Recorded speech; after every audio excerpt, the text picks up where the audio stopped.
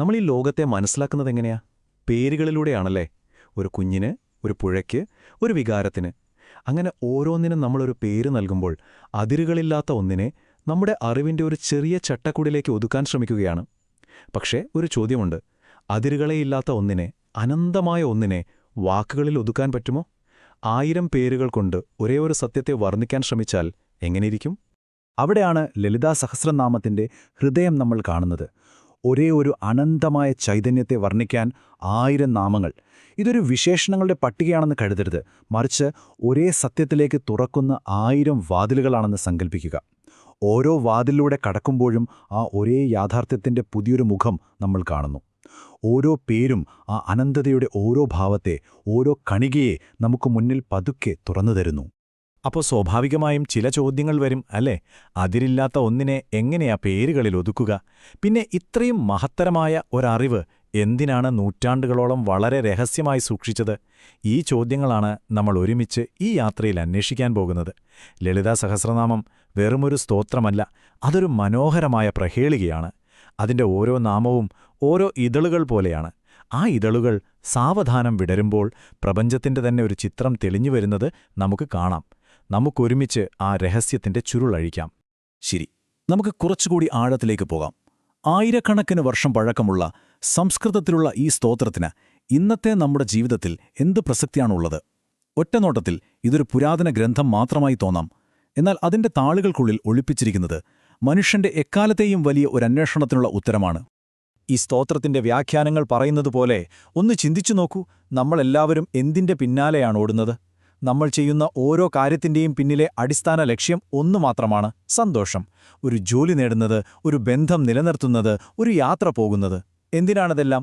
ആത്യന്തികമായി നമ്മൾ തേടുന്നത് ഒന്നുതന്നെ: ഒരു തരം സമാധാനം, ഒരു പൂർണ്ണതയുടെ അനുഭവം. എന്നാൽ പണ്ടുള്ള ഋഷിമാർ 2 തരം സന്തോഷത്തെക്കുറിച്ച് പറയുന്നുണ്ട്. ആദ്യത്തേത് നമ്മൾ സാധാരണയായി പിന്തുടരുന്ന ഒന്ന്, കാമം അഥവാ ആഗ്രഹങ്ങളിൽ നിന്ന് കിട്ടുന്ന സന്തോഷം. ഇത് പുറമേയുള്ള കാര്യങ്ങളെ ആശ്രയിച്ചിരിക്കും. ഒരു പുതിയ ഫോൺ കിട്ടുമ്പോൾ, ഒരു യാത്ര പോകുമ്പോൾ നമുക്ക് സന്തോഷം തോന്നും. പക്ഷേ അതെത്ര നേരം നിൽക്കും? ആ സാഹചര്യം മാറുമ്പോൾ ആ സന്തോഷവും പോകും. അത് വന്നും പോയുമിരിക്കും. എന്നാൽ രണ്ടാമതൊന്നുണ്ട്. അതാണ് മോക്ഷം, ശാശ്വതമായ സന്തോഷം. അത് പുറമേയുള്ള ഒന്നിനെയും ആശ്രയിക്കുന്നില്ല. അത് നമ്മുടെ ഉള്ളിൽ നിന്ന് തന്നെ വരുന്ന ഒന്നാണ്. ഒരൊറ്റ വാക്കിൽ പറഞ്ഞാൽ ഒരുതരം അചഞ്ചലമായ സമാധാനം, ഒരു പൂർണ്ണതയുടെ അനുഭവം. അപ്പോൾ ഈ സ്തോത്രത്തിന്റെ ഏറ്റവും വലിയ പ്രത്യേകത എന്താണെന്നറിയാമോ? ഇത് നമ്മളെ ഈ നശ്വരമായ സന്തോഷത്തിൽ നിന്ന് ശാശ്വതമായ സന്തോഷത്തിലേക്ക് കൊണ്ടുപോകുന്ന ഒരു വഴികാട്ടിയാണ്. ഇത് സന്യാസിമാർക്ക് വേണ്ടി മാത്രമുള്ള, ജീവിതത്തെ മുഴുവൻ ഉപേക്ഷിക്കേണ്ട ഒരു വഴിയല്ല, അല്ലേയല്ല. മറിച്ച് ജീവിതത്തിന്റെ ഏത് ഘട്ടത്തിലുള്ളവർക്കും, ചെറുപ്പക്കാർക്കും, പ്രായമായവർക്കും, കുടുംബമായി ജീവിക്കുന്നവർക്കും, തനിച്ച് ജീവിക്കുന്നവർക്കും, നിങ്ങളിപ്പോൾ എവിടെയാണോ നിൽക്കുന്നത് അവിടെ നിന്ന് തന്നെ തുടങ്ങാൻ കഴിയുന്ന, ജീവിതത്തെ പൂർണ്ണമായി ഉൾക്കൊള്ളുന്ന ഒരു വഴിയാണിത്. അപ്പോൾ എന്താണീ പാത? ഈ സ്തോത്രത്തിന് പിന്നിലുള്ള തത്വശാസ്ത്രം എന്താണ്? ലളിതാ സഹസ്രനാമം എന്നത് ശ്രീവിദ്യ എന്നു പേരുള്ള ഒരു വലിയ ജ്ഞാനശാഖയുടെ ഒരു ഭാഗം മാത്രമാണ്. പ്രപഞ്ചത്തെ മനസ്സിലാക്കാനുള്ള ഒരു ശാസ്ത്രം തന്നെയാണത്.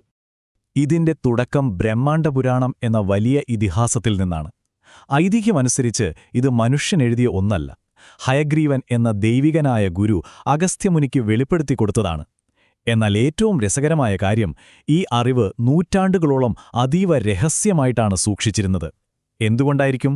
കാരണം ഇത് വെറുമൊരു ഭക്തിഗാനമായിരുന്നില്ല, മറിച്ച് പ്രപഞ്ചരഹസ്യങ്ങൾ തുറക്കാൻ കഴിവുള്ള ഒരു ശാസ്ത്രത്തിന്റെ താക്കോലായിരുന്നു. ലളിതാ സഹസ്രനാമത്തിന്റെ അടിത്തറ എന്ന് പറയുന്നത് ശ്രീവിദ്യ എന്ന ആത്മീയ ശാസ്ത്രമാണ്. ശ്രീവിദ്യയുടെ കാഴ്ചപ്പാട് വളരെ ലളിതവും അതേസമയം അതിഗഹനവുമാണ്.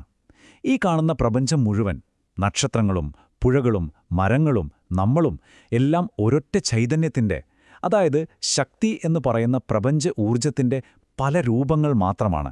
എല്ലാം ഒന്നുതന്നെ. അപ്പോൾ ഈ അനന്തമായ ചൈതന്യവുമായി നമുക്ക് എങ്ങനെയാണ് ബന്ധപ്പെടാൻ കഴിയുക? അതിന് ശ്രീവിദ്യ 3 പടികൾ കാണിച്ചു തരുന്നുണ്ട്. ആദ്യത്തേത് സ്തോത്രം, അതായത് നമ്മൾ പറയുന്ന വാക്കുകൾ. ഇത് ഏറ്റവും പുറമേയുള്ള തലമാണ്. രണ്ടാമത്തേത് യന്ത്രം, ദേവിയുടെ സൂക്ഷ്മരൂപത്തെ പ്രതിനിധീകരിക്കുന്ന ചില ജ്യാമിതീയ രൂപങ്ങൾ. അപ്പോൾ വാക്കുകളിൽ നിന്ന് നമ്മൾ ദൃശ്യങ്ങളിലേക്ക് കടന്നു. മൂന്നാമത്തേതും ഏറ്റവും സൂക്ഷ്മമായതുമാണ് മന്ത്രം, അതായത് ശബ്ദത്തിന്റെ ശുദ്ധമായ പ്രകമ്പനം. അവിടെ വാക്കുകളും രൂപങ്ങളുമില്ല, ശുദ്ധമായ ഊർജം മാത്രം. ഇതൊരു യാത്രയാണ്. പുറമേയുള്ള ലോകത്ത് നിന്ന് നമ്മുടെ ഉള്ളിന്റെ ഉള്ളറകളിലേക്കുള്ള ഒരു യാത്ര. ശരി, നമുക്ക് നമ്മുടെ ആദ്യത്തെ ചോദ്യത്തിലേക്ക് തന്നെ തിരികെ വരാം. അതിരുകളില്ലാത്ത ഒന്നിനെ എങ്ങനെയാണ് 1000 പേരുകളിൽ ഒതുക്കാൻ കഴിയുക? ഇവിടെയാണ് ഈ സ്തോത്രത്തിന്റെ ഏറ്റവും മനോഹരമായ തത്വശാസ്ത്രം വെളിപ്പെടുന്നത്. ഈ 1000 പേരുകളുണ്ടല്ലോ, അതൊരു ഗുണങ്ങളുടെ ലിസ്റ്റല്ല, പകരം 1000 കണ്ണാടികളാണെന്ന് സങ്കല്പിക്കുക. ഒരേ ഒരു സൂര്യപ്രകാശമാണ് ഈ 1000 കണ്ണാടികളിലും പ്രതിഫലിക്കുന്നത്. പക്ഷേ ഓരോ കണ്ണാടിയും അതിനെ ഓരോ കോണിൽ നിന്ന് നമുക്ക് കാണിച്ചു തരുന്നു. ചിലത് സൃഷ്ടിയുടെ ഭാവം കാണിക്കുമ്പോൾ മറ്റു ചിലത് സ്നേഹത്തിന്റെ ഭാവം കാണിക്കുന്നു. അതുപോലെ ഈ ഓരോ നാമവും ആ ഒരേ ഒരു പരമമായ സത്യത്തെ ഓരോ കാഴ്ചപ്പാടിലൂടെ നമുക്ക് മുന്നിൽ കാണിച്ചു തരുന്നു. ഈ തത്വശാസ്ത്രം മനസ്സിലാക്കാൻ ഒരു ക്ലാസിക് ഉദാഹരണമുണ്ട്: പാമ്പും കയറും. സന്ധ്യയ്ക്ക് അരണ്ട വെളിച്ചത്തിൽ നിങ്ങൾ വഴിയിൽ കിടക്കുന്ന ഒരു കയറ് കാണുന്നു എന്ന് വിചാരിക്കുക. പെട്ടെന്ന് നിങ്ങൾ പേടിച്ച് പിന്നോട്ട് മാറുന്നു, കാരണം നിങ്ങൾക്കതൊരു പാമ്പായിട്ടാണ് തോന്നിയത്. നിങ്ങളുടെ ഹൃദയമിടിക്കുന്നു, ശരീരം വിറയ്ക്കുന്നു, പാമ്പിന്റെ എല്ലാ ലക്ഷണങ്ങളും നിങ്ങൾ അനുഭവിക്കുന്നു. പക്ഷെ ഒരാളൊരു ടോർച്ചെടുത്ത് അതിലേക്ക് വെളിച്ചമടിക്കുമ്പോൾ നിങ്ങൾ സത്യം തിരിച്ചറിയുന്നു. അതൊരു പാമ്പായിരുന്നില്ല, വെറും ഒരു കയറായിരുന്നു. ഒന്നാലോചിച്ച് നോക്കൂ, ആ പാമ്പ് അവിടെ ശരിക്കും ഉണ്ടായിരുന്നോ? ഇല്ല. അത് നിങ്ങളുടെ മനസ്സിലെ ഒരു തോന്നൽ, ഒരു മിഥ്യാബോധം മാത്രമായിരുന്നു. ശ്രീവിദ്യ പറയുന്നത് അതുപോലെയാണ് നമ്മൾ കാണുന്ന ഈ ലോകവുമെന്നാണ്. ഈ വൈവിധ്യമെല്ലാം ആ മിഥ്യാബോധം പോലെയാണ്. യഥാർത്ഥത്തിൽ ആ കയറുപോലെ ഒരൊറ്റ സത്യം മാത്രമേ നിലനിൽക്കുന്നുള്ളൂ. ഈ പാതയുടെ ആത്യന്തിക ലക്ഷ്യമെന്ന് പറയുന്നത് ആ ടോർച്ചിന്റെ വെളിച്ചം തെളിയിച്ച് ആ മിഥ്യാബോധത്തെ ഇല്ലാതാക്കുക എന്നതാണ്. ഞാൻ, നിങ്ങൾ, ഈ പ്രപഞ്ചം എന്ന വേർതിരിവ് ഒരു തോന്നൽ മാത്രമാണെന്നും യഥാർത്ഥത്തിൽ എല്ലാം ബ്രഹ്മമെന്ന ആ ഒരൊറ്റ ചൈതന്യം തന്നെയാണെന്നുമുള്ള ഒരു അനുഭവം നേടുക. അഹം ബ്രഹ്മാസ്മി, ഞാൻ ആ ബ്രഹ്മമാകുന്നു എന്ന അന്തിമമായ തിരിച്ചറിവ്.